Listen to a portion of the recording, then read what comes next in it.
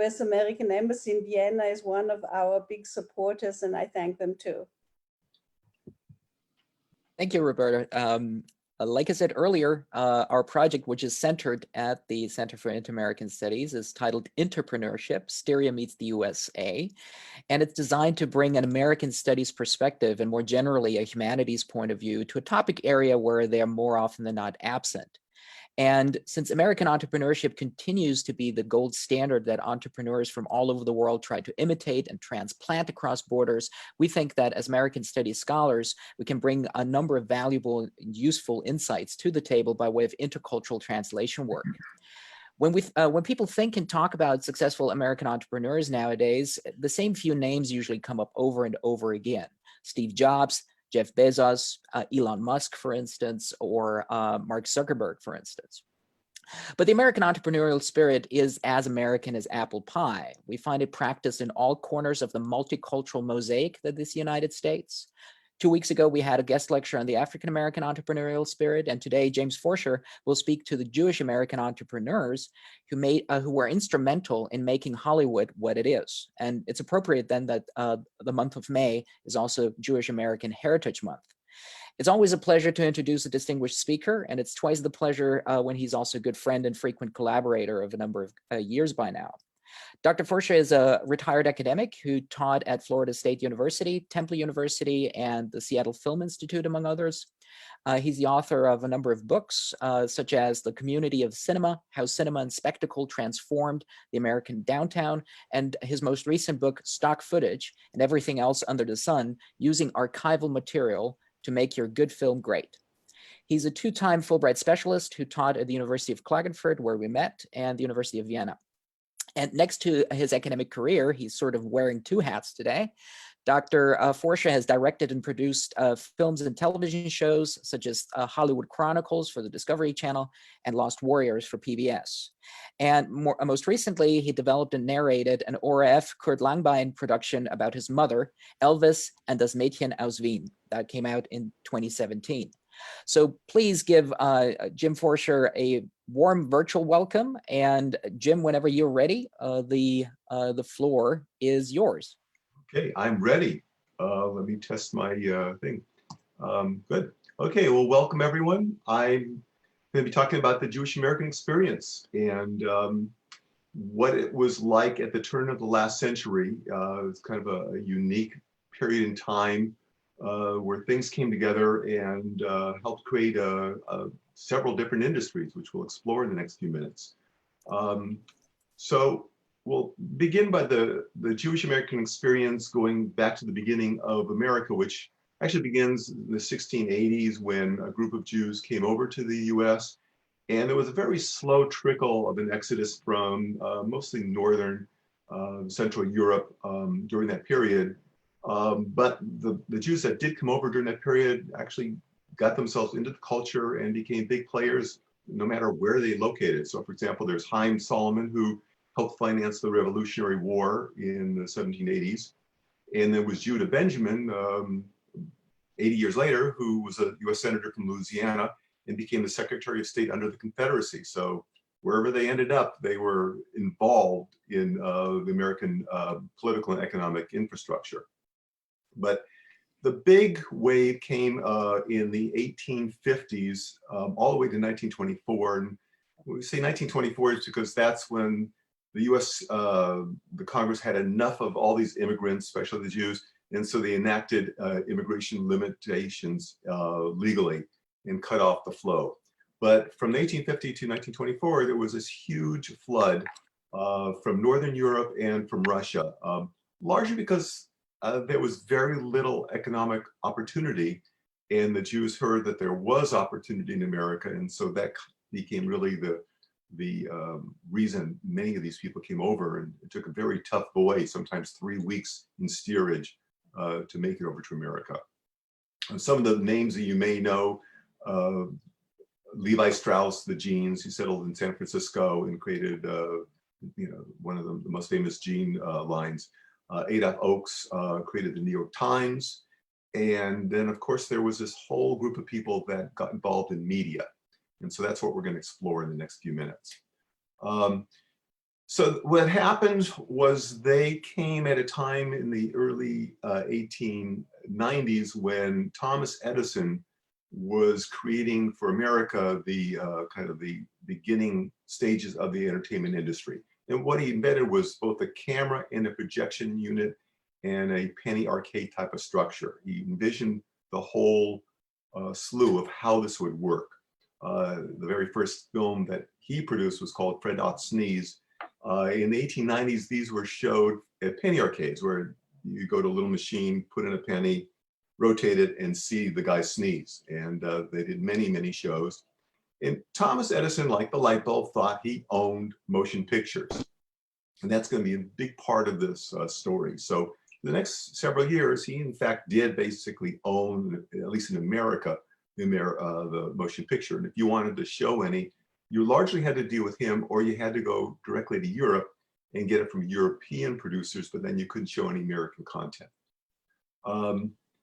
In 1905, there was a movie theater that was dedicated to just showing films, and it was called a nickel theater, and that became very successful.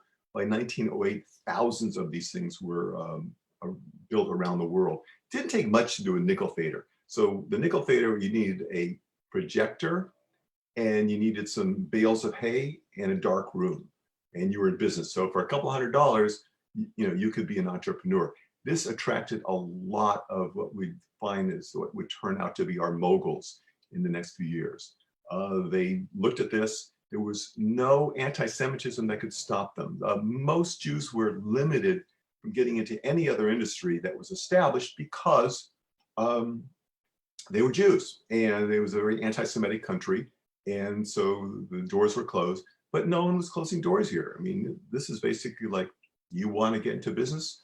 Fine, you got $150, you're in business. And so a lot of these nickel theaters started. Edison tried to control it, but it was a losing battle, as you'll see. So a number of these entrepreneurs started in this fashion and then saw that was a bigger world to chase after. So they eventually moved from exhibition to production. Among those is a guy named Carl Laemmle. He's born in southern Germany, came over in 1884 when he was 17, and he did the route. He started with a small theater, and then he went into a production in the early 1900s. I read that Edison and Laemmle had 289 copyright infringement suits. They were just battling each other. I mean, Laemmle, even though he looked like a very sweet, nice, people call him Papa Laemmle, this guy was a street fighter. He was very tough. And somehow when he was living in New York, he protected himself from the police. Edison had his own police force by hiring the Jewish mafia, and so affiliating with them.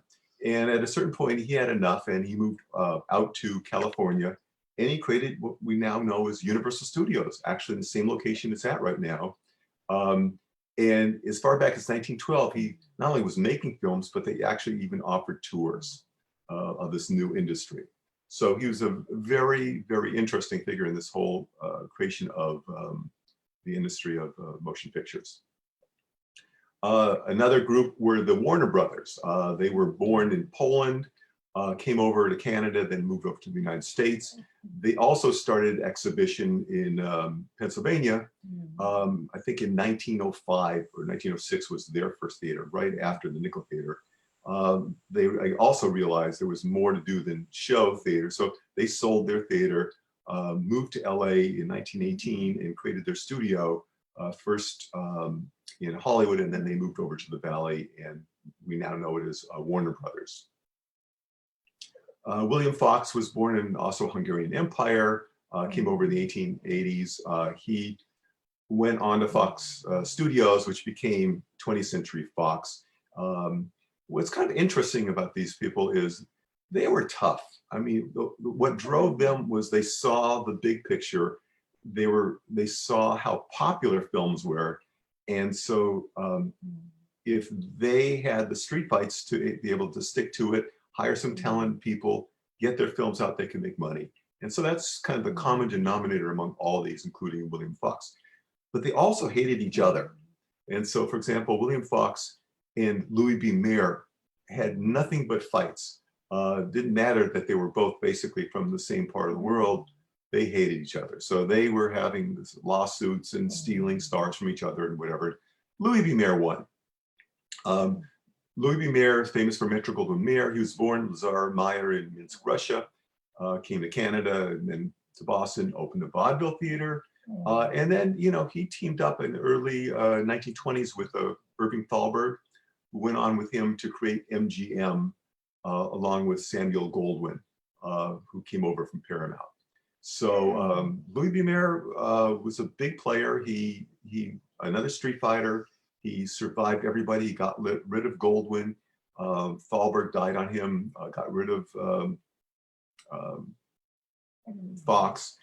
But what's interesting is he teamed up with a guy named Marcus Lowe, which Marcus Lowe was a theater owner, but Marcus Lowe ended up owning MGM at that point, or basically financing it.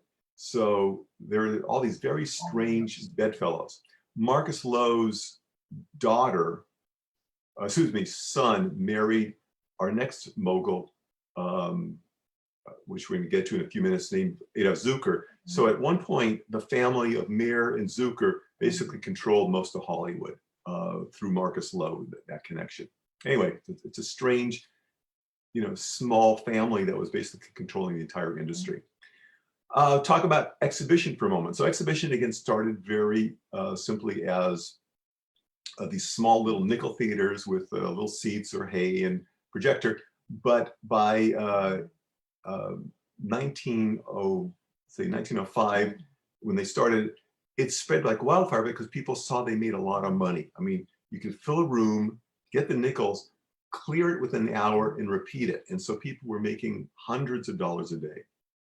By 1907, I think they say there were 3,000. By 1910, there were 8,000 of these all around, including in Austria, throughout Austria too. The news got around the world. 1914 to 1922, they went from these small rooms to recreating the idea of Broadway theaters. And so they built these, what they call movie palaces, all around the world. And by 1930, basically every American once a week was going to the movie theater. One of the most interesting of these showmen who focused on the movie theater was a guy named Samuel Rothafel, who was known around the world as Roxy. You'll see Roxy theaters everywhere, and you can see them throughout Europe, you'll see them throughout America. And they were just taking the name, these small exhibitors, because he was known as the guy who really could make the greatest theater. And so he was brought in, he knew how to make theaters really an entertainment experience by itself, let alone the movie. And that's what he became famous for. He built the largest movie theater in the world to this day. It was called the Roxy in New York. It held 6,000 people, which is probably, you know, twice the size of the Vienna Opera House, I'd imagine. And the waiting room held 3,000 people. So as people are watching the film, thousands of people are coming into the waiting room, still others are outside. It had nurses, it had a library, it had an army of ushers. I mean, it was, you know, he envisioned these things at a level you couldn't imagine. And remember, this is only 10 years after people were sitting on straw to watch a movie for an hour for a nickel. So this is a very quickly moving industry. David Sarnoff was not film. David Sarnoff's interesting because he was television, radio, and records. So he comes from Russia, comes to the US, starts to work for the Marconi company, learns the industry, learns the technology, and he made his way to head up Radio Corporation of America, which became the largest recording company, the largest television company, the largest radio company in America. They owned NBC. The spin-off of that was ABC, the networks. So he was a very central figure. And again, he was from this immigrant wave. Little side note at the point, all this kind of came to a head in about 1930. The industry overbuilt. So they roughly built twice as many audiences, or excuse me, theaters as they could possibly hold. And by the way, can you hear my dog snoring? No, no, you can. Okay, good. I'm sorry, I'm gonna move him over here. I just noticed he was really going at it. So that's a pug, what can I tell you? Sorry. Anyway, so by 1932, audience attendance roughly drops in half, and half the movie theaters in America closed. And it was a problem for all the studios. So this is kind of when this miracle period of 15 years came to an end.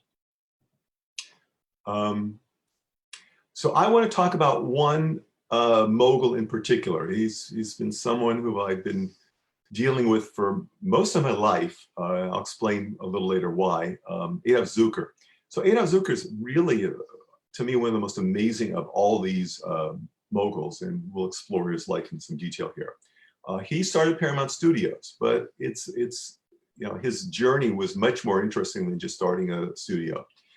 He grew up as an orphan in a little town in what is now Hungary. I think at 17, he had a few dollars sewn into his jacket and said, go on, go find your fortune. And he somehow made his way to the coast and took a boat over, arrived in America with a few dollars, not speaking a word of English. And I think there was a name of a relative or whatever, and he made his way to Chicago from New York and learned the art of sewing. And, from throughout the 1880s, he built up a small business and was actually very successful. So he goes to the Chicago World's Fair in 1893, again, as a successful, I think he was in furs at that time. And he saw a movie, a little 30-second movie, and he said, boy, I think there's a future in this. I like this. This may be good. And he kept that in his mind. He didn't act on it for 10 years. But about 1903, after the nickel theater started, some entrepreneur in New York came up with the idea of putting an old rail car on one of the big, busy streets in New York, and called it Hale's Tours. And people would come in and pay their nickel or dime, and then they would sit at a seat and watch a movie that was a travelogue, so to speak. And Zukor said, no, this is a gimmick. This is kind of a little different. So he bought that and he ran it. And people at first thought it was interesting, and then they got bored with it. And so he goes, well, people need more than just a short 5-minute movie. And so what Zukor did, which changed the world, was he heard about this film that was made in France with Sarah Bernhardt, who was a famous star at the time. And it was called Queen Elizabeth. Really a horrible movie. I mean, but it was a feature length. It was basically a Broadway play. They stuck a camera and shot Sarah Bernhardt doing her famous Broadway play in France. But it was an hour, and no one had done that before. And so what Zukor did was he rented a movie, a Broadway palace, the Lyceum Theater, and he got an orchestra, and he made it an event. I charged 50 cents to $1, depending where you sat. And it was a huge success. And from that day in July of 1912 forward, short movies were over.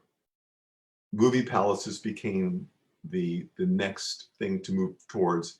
And Zukor saw this, and he started a production company called Famous Players and Famous Films, which is basically taking the idea of Queen Elizabeth, taking a famous Broadway play with famous actors, and making a film about it. And he hired Edwin S. Porter, who did The Great Train Robbery, who actually knew how to make a film, and that was the head of his production company. So he actually started what we now know as the feature film industry. The next thing he did was he said, well, there's got to be a reason people come to these films. They got to fall in love with the people that are watching it.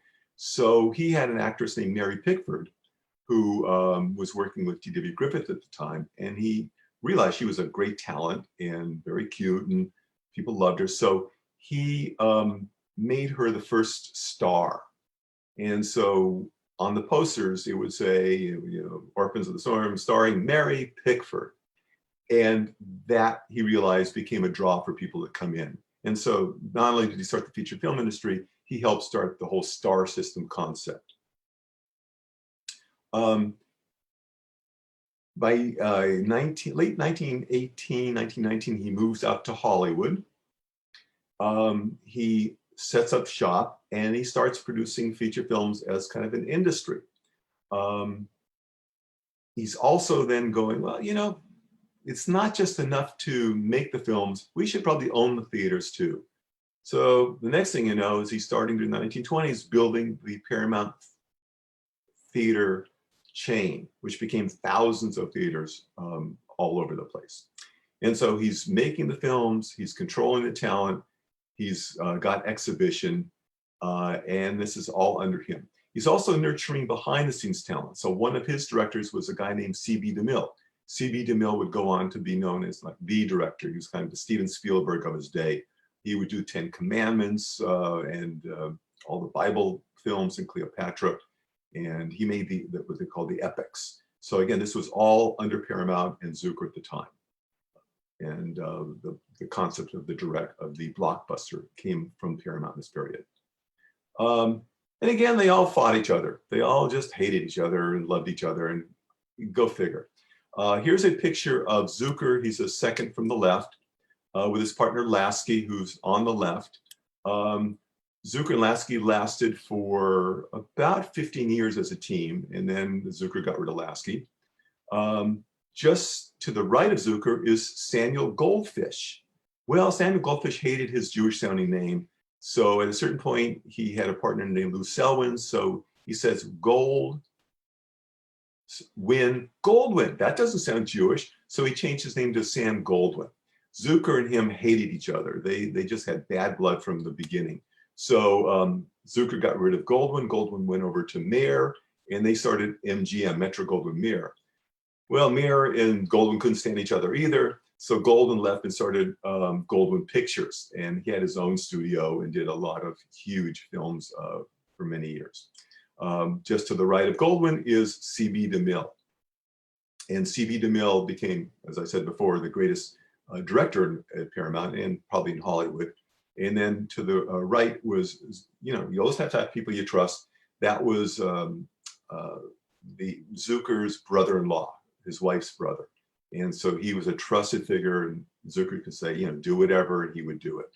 So, you know, these were street fighters. These were not educated people. These were people that kind of just survived knowing what they had to do to get to the next step. True entrepreneurial spirit. 1920s, so this is right at the beginning of the studio, where it's really a large lot. There's lots of new people coming on, and Paramount had what they would call the Paramount scandals in the 1920s. And the most famous of those is Fatty Arbuckle, who was a 300-pound comedian. He had a party one night in San Francisco, and a woman died.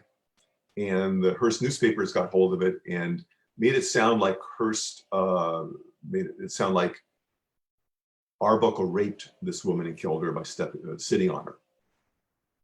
Well, that ended Arbuckle's career. He was acquitted but it still ended his career. He had to stay in Hollywood as a director with an assumed name. There was a murder at Paramount with one of the directors. So Zukor realized we got a problem here. People are looking at Hollywood as a Gomorrah, as a sin city. So they hired a guy named Will Hayes, who was a Republican postmaster general, and said, you be the head cop of Hollywood. You make it look like to America that you're in charge and you're telling all us Jews what to do. And it worked. So for 10 years, Will Hayes would go around, assure everyone, hey, I'm a nice Protestant conservative guy and I'm in charge of these Jews, don't worry about it. It worked till the 1930s. Well, in the 1930s, the second problem Paramount had was censorship. And what happened here was the Depression occurs. So the producers say, well, to get people coming back into the theater, we got to make the films racier and racier, use more sex and whatever. And, That's the era of the Mae West and whatever. And the church groups, predominantly the Catholic church groups, went crazy. They were going to start to boycott the Hollywood films because they were so bad. And so Will Hayes went to the moguls and said, we got a problem. I can't even contain this because this is the Catholic Church. I'm a Protestant. We've lost our support group. What do we do? So they hired a kind of anti-Semitic policeman type named Joe Breen. And they made him to be the head of the production code, meaning every script coming from every studio had to be okayed by Joe Breen. And it became very apparent very quickly that Joe Breen had no love for Hollywood and its moguls. But for the next almost 30 years, every studio had to have their script approved by Joe. And so this is from a Life magazine from the period. These were the 10 laws that Joe Breen basically said, thou shalt not. And these were, you can't show a law man defeated, you can't show too much skin. I mean, all this stuff. These are all in this production code that all the studios had to abide by. So those films were very clean. What they excelled in was because they couldn't do any of these things, they had to use language and kind of acting to get across the dramatic effect they wanted. So some of the best scripts are written for this period because they had these limitations, and at least that's my theory. So Zukor has created a dream, what they call the Dream Factory. All the studios became dream factories. They were now an industry, and there were genres. There were the monster films from Universal Studios, the Bible films from Paramount with Cecil B. DeMille, action-adventure films like Wings, which was the first Academy Award-winning film from Paramount. And they really helped shape the entire culture of the world during this period. And they were, again, the Jews were very quietly running this, but because there was so much anti-Semitism at the time, they wanted to make sure that they were not the ones people were paying attention to. They were paying attention to the stars, to the directors, and to what was coming out of Hollywood. Under Zukor, they had Mae West, which was their biggest moneymaker during the Depression, W.C. Fields, Cary Grant, the Marx Brothers, and a whole slew of huge names that came out of that period. So the Depression kind of really put a kick in the butt to the entire system. What's one sad story I heard was Mr. Zukor, who was one of the richest men in America at the beginning of the Depression, had to put his entire fortune into keeping the studio running. And by the mid-30s, he had no more money left. I mean, it was just a money pit. And the banks came in. They initially kicked him out, but then they realized, wait a minute, he's the only person who really knows how to run this. So they brought him back in to run it, but he no longer was the mogul. He was just president and then later chairman of the board. In the 1940s, the U.S. government went after Paramount and all the studios, and this was a court battle dealing with the movie theaters. So at this point, from the 20s onward, the movie theaters had their theater chains. So if they had a film they thought would do well, they could release it to their 4,000 theaters, and they knew they had a way to get it exhibited. The government came in and said, no, you can't do that anymore because it's anti-competition. You need to divest yourself of these movie theaters. And so it's called the Paramount Consent Decree, where the Paramount and all the other studios had to separate themselves and no longer had guaranteed distribution, which really was very difficult for the studios and caused them to contract over the next few years. Another thing that was kind of interesting about Zukor was very farsighted. I mean, he was always looking for opportunities. So the television was invented around 1927. In 1931-32, Paramount had a experimental television station.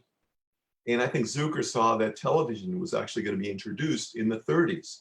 And so they started producing small television programming throughout the 30s. And that would actually lead to a TV station they owned in LA called KTLA, which was a Paramount's own station. So that brings us up to the Paramount story up to my Paramount story. So why am I so, knowledgeable about Paramount Studios? So, well, it starts with the picture on the upper left. Okay, that's me at 13. Yes, it's one of the dorkiest pictures I think that's my lead dorky picture of all the pictures I've got. My mom is to my right. Next to her is a man named Adolph Zukor II. That's the grandson of Adolph Zukor. To my left is Ivy Baker Priest, who was the US State Treasurer and California State Treasurer, and also friends of Adolph and my mom and her husband. And why is Adolph Zukor II and Ivy Baker Priest at my bar mitzvah? So my mom was Elvis Presley's secretary. She got into a disagreement with Colonel Parker, got fired, but she had made friends with Adolph when she was at the lot of Paramount Studios doing GI Blues. And so she went to Adolph and said, let's start a production company. Your grandpa, the studio owns KTLA. Let's start making shows for KTLA. And Adolph was not doing that much. And he said, sure. So they produced a couple of shows for KTLA. This is 1961. And then, they're always thinking they are really Hollywood entrepreneur types, to say the least. And it was coming up to 1962, which was the 50th anniversary of Paramount Studios. And they said, well, your grandfather started the studio. Let's make a TV spectacular about Paramount Studios. And Adolph said, yeah, that's a great idea. Let's do it. And so they created a pitch for the Adolph Zukor Paramount Studios TV Spectacular. I think it's this 2-hour event on NBC or something. They envisioned a big, huge thing. And they got Bob Hope's top script writer to write a script for it. And then they started pitching it. And they pitched everybody that was anybody in Hollywood. And for the next 5 years or 4 years, they got close a million times, but never could sell it. So in 1966, Adolph Jr. and my mom said, well, let's go to New York and interview your grandfather. He's getting pretty old. He's like 97 at this point. Let's at least get him on film. So we all went. I was there, and interviewed Grandpa Zukor, and he tells the history of starting Paramount Studios.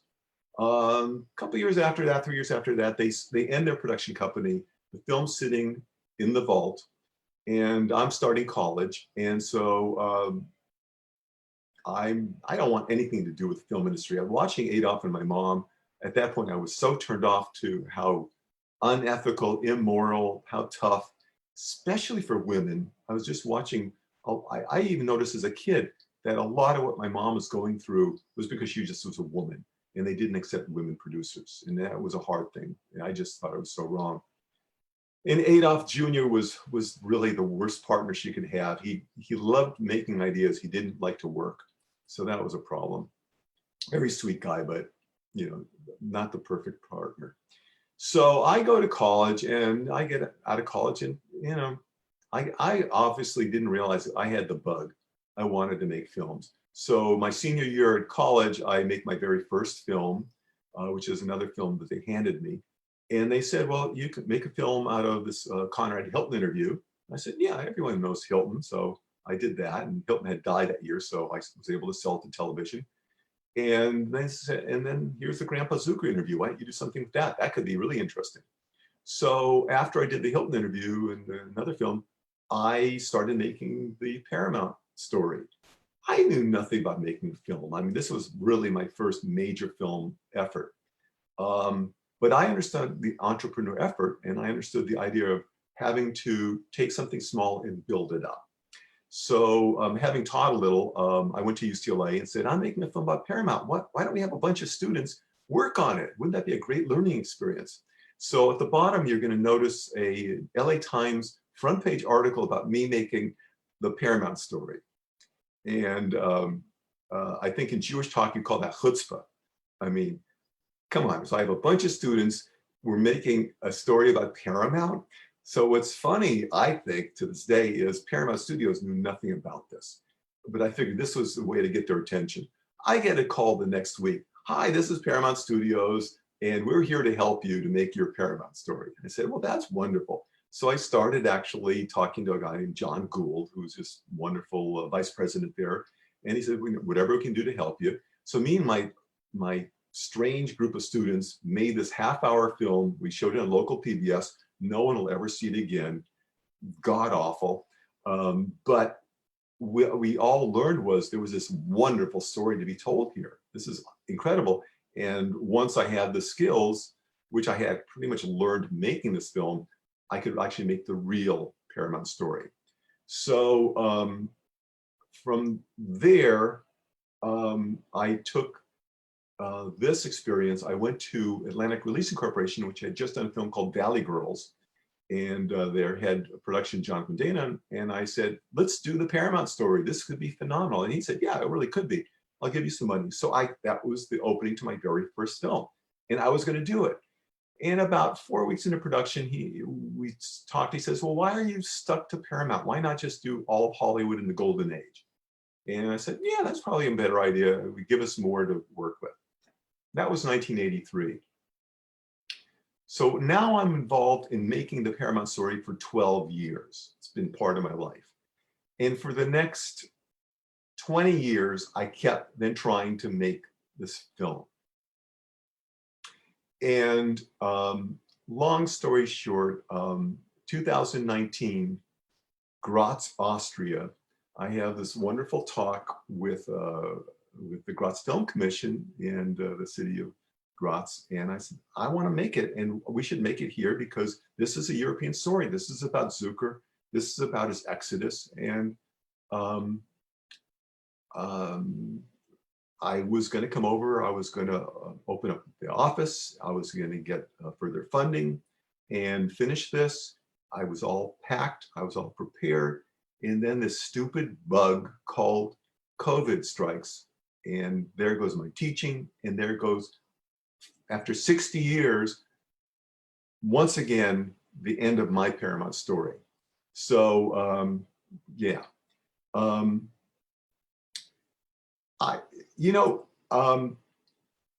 I've got a trailer, and let's do this. I don't think we're going to be able to watch it because we couldn't get it up before, but I'll look it up in a second. I just want to make one more point before we try to watch the trailer for my Paramount story.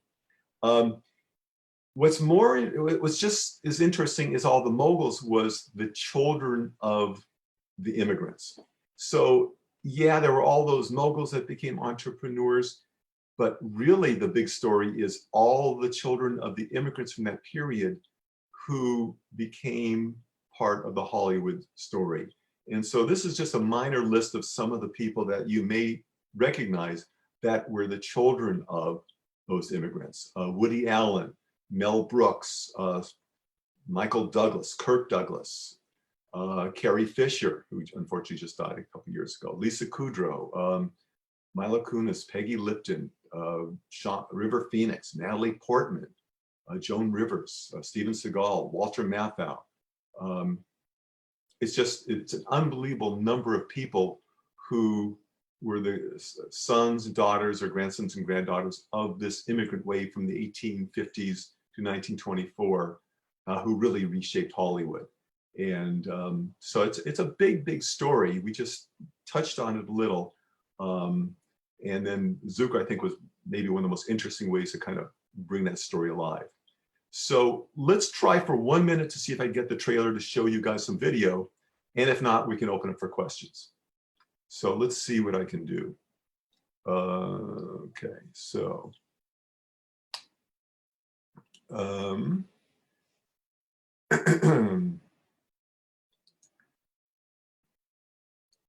I'm going to close Keynote.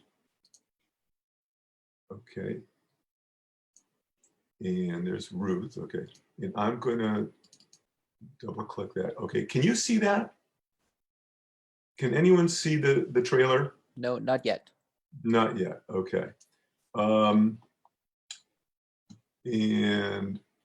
let me close it. Okay. So close it. Okay. I can see you. Okay. Let me see if share screen and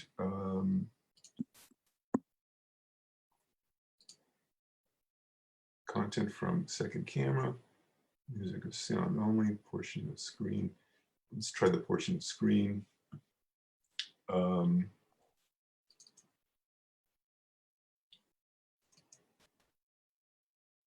Can you see that? Can you see that? Now we can see it. Okay, so this is, well, wait a minute, I'm gonna just show the trailer. Hold on a second. Okay, and here we go. So there is the trailer. Okay, so this is the a short trailer I made for the documentary, and it's only 1 minute and 50 seconds long, and it'll kind of show you what I have in mind for this documentary. By the time I'm 90, maybe I'll finish it. So let's take a look. Okay. Okay, so I gotta.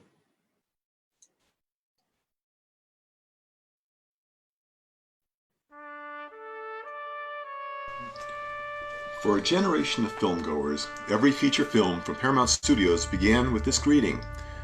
Today, few people remember Adolph Zukor, the mogul that, in many ways, created Hollywood. He came to America from Hungary as a 15-year-old orphan. Despite the challenges facing a refugee with little English skills, he found his calling in the fur trade, but in a few short years, his life would change drastically. I developed the idea and the interest in motion pictures in 1893 during the World's Fair in Chicago. They showed a motion picture running about 30 seconds. And from that day on, I had motion pictures in mind. He bought a nickel theater and learned the art of exhibition. In 1912, he decided to risk his entire fortune and bring the first feature film, Queen Elizabeth, to the United States, a decision his friends thought was insane. Well, it turned out he was right and they were wrong. Within 5 years, he was the lead partner at Paramount Studios. Over the next 60 years at the studio, Zukor helped nurture the star system, deal with studio scandals like rape charges against Fatty Arbuckle, create thousands of Paramount theaters, and produce countless legendary films and television programs. Zukor's story has never been told on screen, that is, until now. After many years, we are close to finally completing our film on his life. Help us finish Adolph Zukor, a Paramount story, by picking one of our great premiums. Thank you. If it's a Paramount picture, it's the best show in town.